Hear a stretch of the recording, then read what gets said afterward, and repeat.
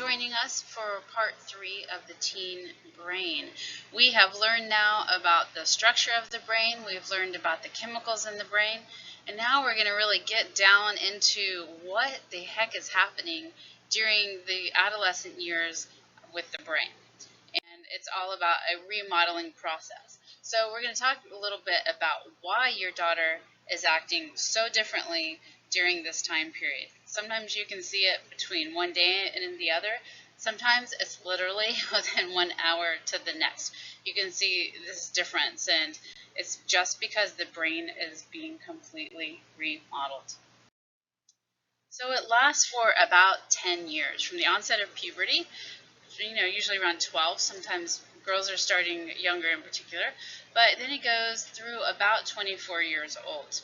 It's the longest in all types of mammals because we have the most advanced thinking and reasoning skills, so we think anyway, and it takes time to cultivate that. It's a slow and intense process.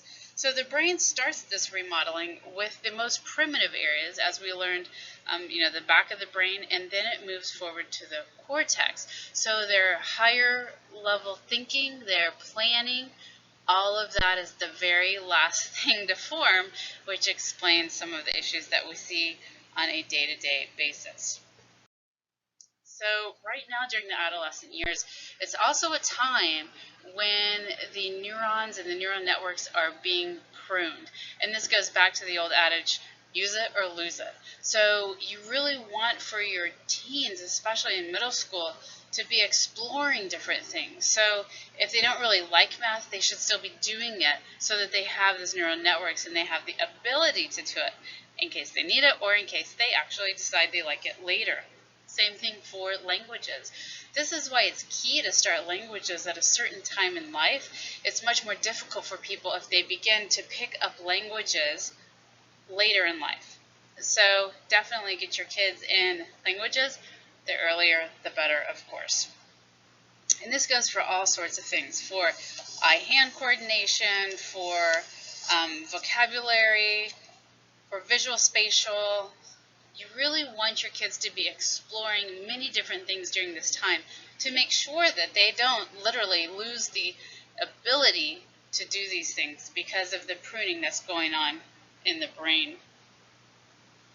So because of this pruning, we also begin to see vulnerabilities exposed, such as depression, anxiety, and ADHD.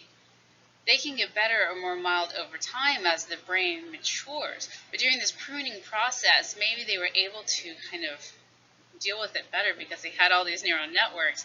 But now as it kind of, spring cleaning's going on, and then they begin to emerge. Of course, also that's coupled with body image and with self-esteem and so many other things. Now, the amygdala is a big part of being a teen. As mentioned before, it's all about outputting of emotions. There's no sorting it out. There's no deciphering. They're just out there. It's all about a gut emotional reaction. Remember, signals are not necessarily getting to the frontal cortex about emotions before the reactions are happening.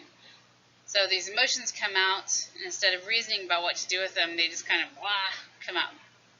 Now what we'll see many times is that our teens will hold those emotions in at school because of the social pressures to do so. And when they get home, lucky us as parents, because they trust us and love us and feel secure around us, that's when the emotions we have this outpouring. So it really does rule the teen brain. The amygdala is kind of in charge. Now the reason the amygdala rules, as I've briefly talked about, is because the frontal cortex is simply out to lunch.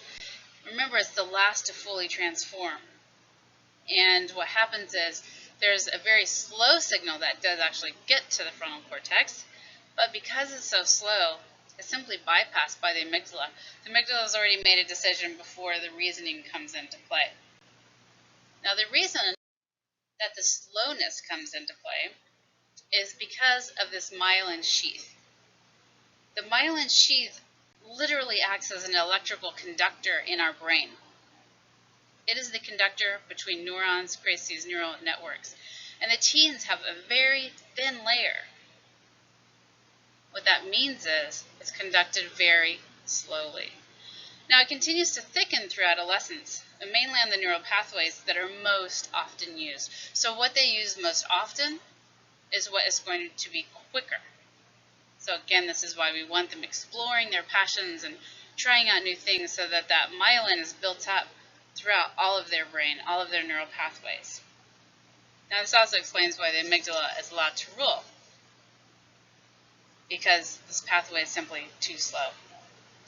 Now, in the adult brain, the amygdala outputs an emotion, a signal sent to the cortex for interpretation, and then a decision is made on behavior. In the teen brain, the amygdala sends out the signal, but then goes ahead and reacts because the cortex simply can't interpret it fast enough. Now, after all of the remodels are done of separate areas, then they all need to begin to work together in harmony. And this part is called integration.